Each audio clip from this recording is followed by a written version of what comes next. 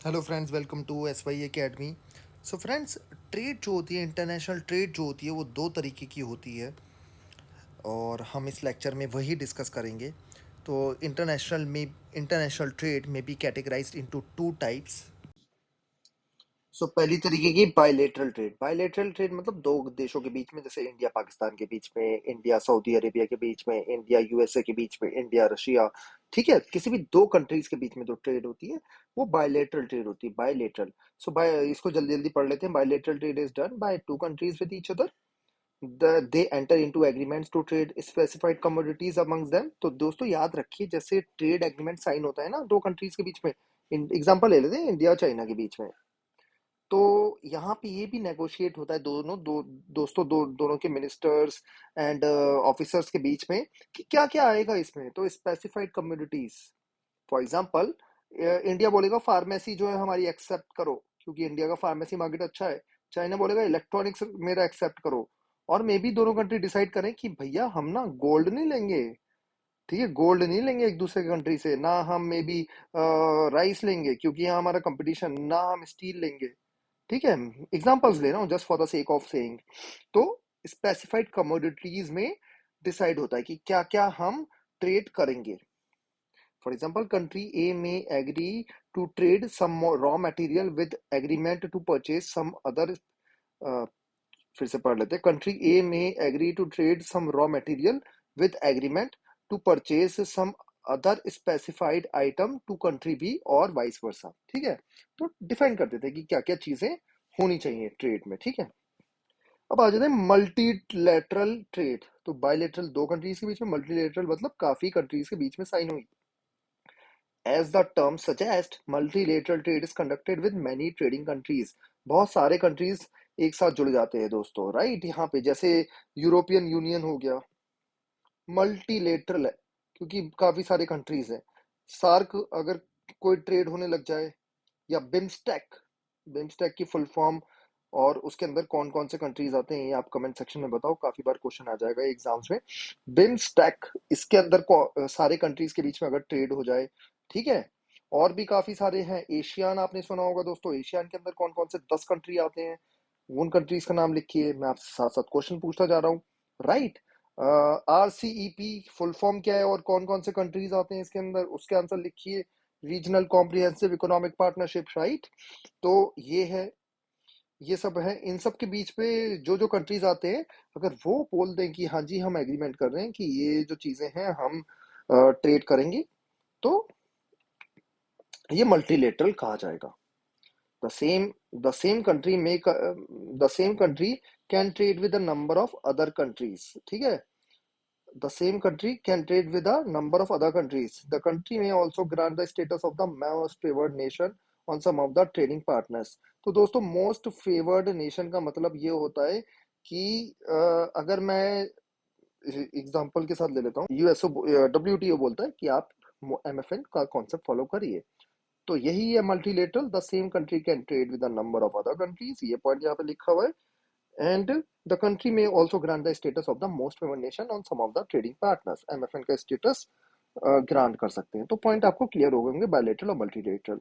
Case for free trade पे आ जाते हैं दोस्तों। फ्री ट्रेड का मतलब ये है कि जैसे इंडिया है, एक स्टेट से दूसरे स्टेट में कोई कस्टम ड्यूटी नहीं लगती। मतलब उत्तर प्रदेश से अगर दिल्ली आया तो ठीक है, GST वगैरह, IGST जो भी देना है ना, वो सब देंगे। लेकिन ये नहीं होगा कि हाँ मैं उत्तर प्रदेश से 1% मिलूंगा राइस, गुजरात से 2% मिलूंगा अगर मैं दिल्ली में रहता हूँ, है ना। ऐसे नहीं चलता इंडिया में, फ्री ट्रेड चल रही है। तो आजकल कॉन्सेप्ट आ रहे हैं कि क्यों ना फ्री ट्रेड एग्रीमेंट पूरी दुनिया में हो। अगर पूरी दुनिया में नहीं हो तो दो कंट्रीज के बीच में हो। ठीक है, ग्रुप ऑफ कंट्रीज के बीच में हो। तो यही RCEP का यही कॉन्सेप्ट था कि फ्री ट्रेड एग्रीमेंट साइन करेंगे। And again free trade agreement के अंदर डिफाइन कर देते हैं कि ये कमोडिटीज हम एक्सचेंज करेंगे। फॉर एग्जांपल बोल देते हैं कि दूध नहीं आएगा इसके अंदर, है ना, तो दूध पे कस्टम ड्यूटी लगाएंगे। स्टील अगर आएगा तो स्टील पे नहीं लगेगी। ठीक है, तो कमोडिटीज भी डिफाइन करके रखते हैं फ्री ट्रेड एग्रीमेंट्स में।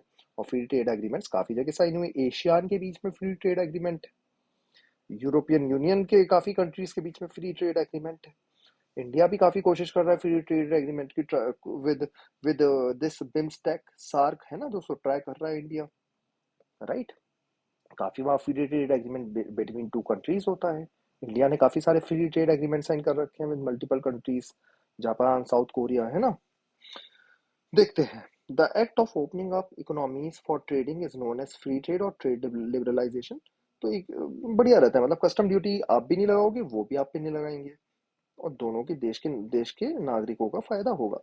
हाँ, फ्री ट्रेड से नुकसान भी हो जाता है। अगर अगर दूसरा कंट्री सस्ते में दे रहा है, अगर दूसरे कंट्री बेटर एफिशिएंट है, राइट, तो वो आपको चीजें देगा, तो आपको चीजें सस्ती तो मिल जाएंगी, लेकिन नुकसान एक हमेशा रहेगा जो आपको याद रखना चाहिए दोस्तों। बिल्कुल इकोनॉमिक्स के कॉन्सेप्ट क्लियर होने चाहिए कि अगर चाइना और इंडिया के बीच में फ्री ट्रेड एग्रीमेंट हो गया, तो चाइना का जो सस्ता सामान है वो इंडिया में आएगा, और इंडिया में जॉब्स चली जाएंगी, क्योंकि इंडिया में वो सामान जो बना रहे होंगे उनके उनकी कोई वैल्यू ही नहीं रहेगी, right. For example, steel China 100 रुपए में दे रहा है, इंडिया 1000 रुपए में बना रहा है, तो इंडिया का स्टील कोई लेगा ही नहीं। तो जो स्टील इंडस्ट्री में काम करते हैं इंडियन, उन सबकी जॉब चली जाएगी, इंडिया को नुकसान होगा। तो फ्री ट्रेड एग्रीमेंट थोड़ा सा ध्यान से साइन करना होता है, इसलिए हमेशा हर कंट्री साइन नहीं करता। This is done by bringing down trade barriers like tariffs. Tariffs कम कर देते हैं फ्री ट्रेड एग्रीमेंट में। Trade liberalisation allows goods and services from everywhere to compete with domestic products and services. तो इसका मतलब ये होता है दोस्तों कि जैसा मैं डोमेस्टिक गुड्स को ट्रीट कर रहा हूँ, वैसा ही मैं इंटरनेशनल गुड्स को ट्रीट करूंगा। स्टील इंडिया का हो, स्टील बाहर का हो, सेम ट्रीटमेंट रहेगा। Globalization, along with free trade, can adversely affect the economies of developing countries by not giving equal playing field by imposing conditions which are unfavorable। ये आपको sentence बिल्कुल clear हो जाना चाहिए, यही मैं आपको समझा रहा था कि फ्री ट्रेड एग्रीमेंट अगर यूएसए और इंडिया के बीच में हो गया तो इंडिया के लिए बहुत नुकसानदायक है। क्यों? क्योंकि यूएसए डेवलप्ड कंट्री है, वहां पे लोगों को नॉलेज है, स्किल है, उनके पास टेक्नोलॉजी है, वो सस्ती सस्ती चीजें बना सकते हैं, इंडिया में नहीं बनाई जा सकती, राइट। इंडिया में नहीं बनाई जा सकती, उसके बाद टैक्स बेनिफिट भी दे सकती है वहाँ की सरकार, राइट। तो ये चीजें हैं। तो जनरली देखा गया है कि फ्री ट्रेड एग्रीमेंट डेवलप्ड और डेवलपिंग कंट्रीज के बीच में लगता ऐसा है कि हाँ, डेवलपिंग कंट्रीज के लिए फायदेमंद रहेगा, लेकिन डेवलप्ड कंट्रीज फायदा उठा लेते हैं। साथ साथ में डेवलप्ड कंट्रीज सिर्फ उन्हीं चीजों को एफटीए में रखते हैं जिससे उनका बेनिफिट रहेगा। उनके पास डेटा होता है, उनके पास इंटेलिजेंस होती है। डेवलपिंग कंट्रीज, उनके पास तो समझ ही नहीं है कि किसमें करे फ्री ट्रेड एग्रीमेंट। बाहर वाले कंट्रीज सोच समझ के लाते हैं, यही पॉइंट हमेशा डब्ल्यूटीओ में यूएसए लाता था। अब इंडिया थोड़ा सा तेज हो गया है कि हर चीज नहीं लाने देता, तो इक्वल प्लेइंग फील्ड नहीं रह जाती। With the development of transport and communication systems, goods and services can travel faster and farther than ever before। But दोस्तों, अगर हम एक आइडल वर्ड देखें, तो इंसान इंसान मतलब अगर सब कुछ कंडीशंस इक्वल हो, तो एफटीए पूरी दुनिया में हर जगह होना चाहिए, राइट। इससे फाइनली चीजें सस्ती हो जाएंगी, और एक जगह की चीज दूसरी जगह मिल पाएगी आसानी से। वरना तो ऐसा होता है कि बाहर की चीज यहाँ मिलती ही नहीं, यहाँ की चीज बाहर नहीं मिलती। और ट्रांसपोर्ट तो अब अच्छा हो गया है, ट्रांसपोर्ट वाले हमने चैप्टर में देखा था। But free trade should not only let rich countries enter the market but allow the developed countries to keep their own markets protected from foreign goods. तो इस सेंटेंस का मतलब ये है कि भारत में अगर कोकोनट बनते हैं और कोकोनट इंडस्ट्री काफी बड़ी है, तो उनको भी मौका मिलना चाहिए अपनी अपना काम करने का। ये नहीं होना चाहिए कि कोकोनट के लिए एफटीए साइन कर दिया और बाहर के कोकोनट पता चले भैया 10 रुपए में आ रहे हैं, हमारे भारतीय लोग तो 50 रुपए में दे रहे हैं, है ना। लेकिन ये भारत सरकार की भी एक ड्यूटी है समझना कि हमारे में ऐसा क्या गलत हो रहा है कि हम इतना महंगा प्रोड्यूस कर रहे हैं। ये हमारे को थोड़ा सा देखना होगा, यहाँ इंडिया वीक है, ये पॉइंट आपको नोट करते रहना चाहिए, राइट। आई होप मेरे पॉइंट क्लियर हुए होंगे कि इंडिया में इतना महंगा क्यों मिलता है, जबकि लेबर तो बहुत सस्ता है हमारा, या हमारा लेबर महंगा है, या इनएफिशिएंट है हम। तो ये चीजें सोचने वाली बात है। India generally free trade agreement जहां पे भी तो ये पॉइंट हो गए। एक दो चीजें और देखते हैं दोस्तों इसमें, डंपिंग का कॉन्सेप्ट, उसके बाद हम टाटा कर देंगे एक दूसरे को। Countries also need to be cautious about dumping goods, as along with free trade, dumped goods of cheaper prices can harm the domestic producers। तो ये चाइना बहुत करता है डंपिंग। डंपिंग का मतलब होता है दोस्तों the practice of selling a commodity in the practice of selling a commodity in two countries at a price that differs for reasons not related to cost is called dumping. तो for example अगर China में कुछ 100 रुपए का उगता है steel, तो China की सरकार वहां पे सब्सिडी दे देती है 50 रुपए की, और 50 रुपए में इंडिया में बेच देते हैं, और इंडिया में वो बनता है लेट से 90 रुपए का, है ना। एग्जाम्पल ले रहा हूँ, बस ये एग्जाम्पल। इंडिया में अगर कुछ 90 रुपए का मिल रहा है तो कोई खरीदेगा ही नहीं उसे, क्योंकि चाइना की सरकार ने तो सब्सिडी दे दी है। अब बोलोगे चाइना की सरकार ने सब्सिडी क्यों दी? चाइना की सरकार ने इसलिए सब्सिडी दी जिससे वहां के लोगों को नौकरी मिले, वहां की चीज जो है वो एक्सपोर्ट हो, उनका बैलेंस ऑफ पेमेंट बेटर रहे, है ना। ये सारी इकोनॉमिक की चीजें, इकोनॉमिक्स से पढ़ते हैं। लेकिन डंपिंग, इसको डंपिंग कहते हैं कि आपने कुछ ऐसा कर दिया कि आपकी कॉस्ट तो हाई थी, लेकिन आपने सब्सिडी दे दी। सब्सिडी बेस्ट रीजन होता है, सब्सिडी दे दी, राइट। और आपने बहुत ही सस्ता दे दिया। कभी कभी तो दोस्तों चाइना इतना सस्ता दे रहा होता है कि उसकी कॉस्ट